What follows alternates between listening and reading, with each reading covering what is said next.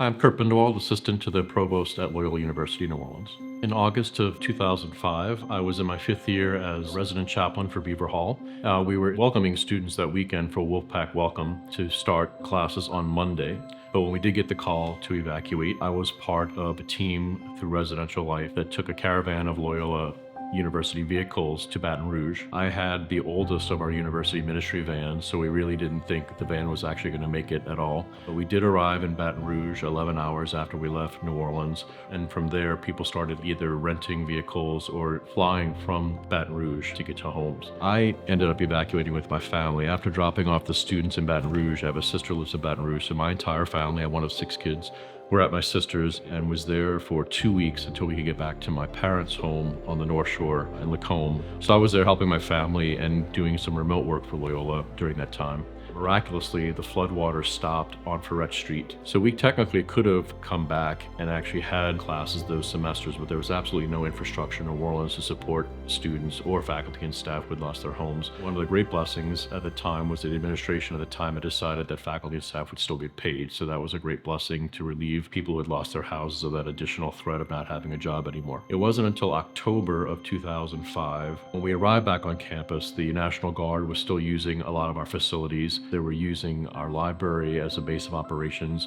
So it was a really strange scene to see armed National Guardsmen on our campus, but also reassuring to know that that many people were here and supporting the university itself, and that we could also help in the recovery efforts that early on. You know, humans are creatures of habit, both in good ways and bad ways. So we know that we have a tendency to maybe be selfish at times, particularly with our resources. But on the other hand, it's also been quite fascinating to see how quick, especially in times of tragedy, that people are willing to give to each other. And so immediately people in New Orleans were blessed with this outpouring of support and love and resources from all over the country. So the idea that we come together when we need to was very much in evidence, and also reminded people that there is some hope for humanity, I guess, when we think of all the negative things we hear about. Being a part of Loyola, our own charism is one, recognizing gratitude, but then also being there to help and support others. Those of us who are on campus and also working in university ministry, we're not only physically preparing the campus, but we're also at a very early stage planning on what the welcome back to Loyola would be like, especially recognizing those who had lost family members,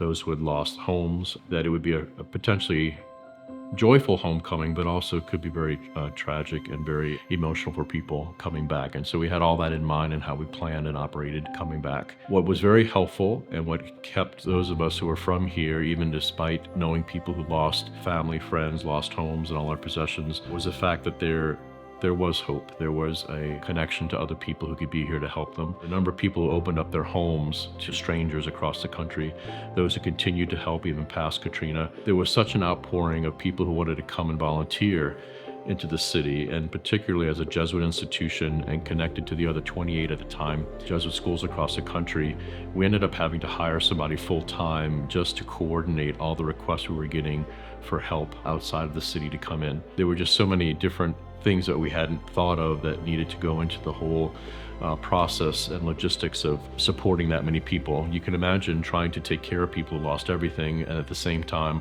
also trying to find food and housing to support those who were coming in to help. It was exhausting, but also just beautiful to know all these people were thinking about Loyola, but also thinking about New Orleans and wanting to help.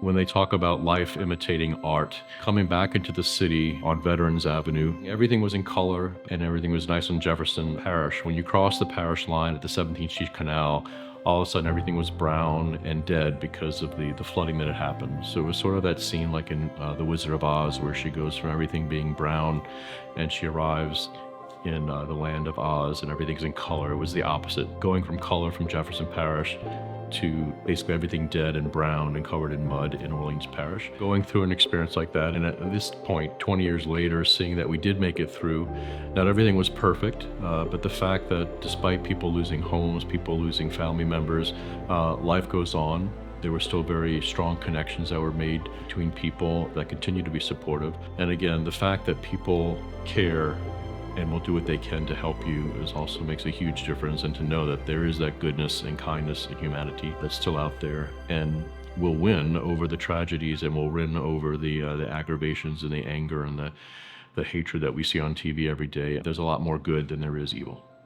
One of the negative things that I realized that Katrina helped to bring to mind is the reality of, um, in particular, racism and also poverty in the country, and in particular, this area of the city. I guess the shame for me is that it made some of this real. Katrina brought out a stark reality about things that if you wanted to say these things really don't exist, or that's just what you hear on the news, there is some reality of some really negative social justice issues happening. The positive side to that is that the university's response and how we respond and teach students now, I think really comes out of our own experience of facing those issues in Katrina.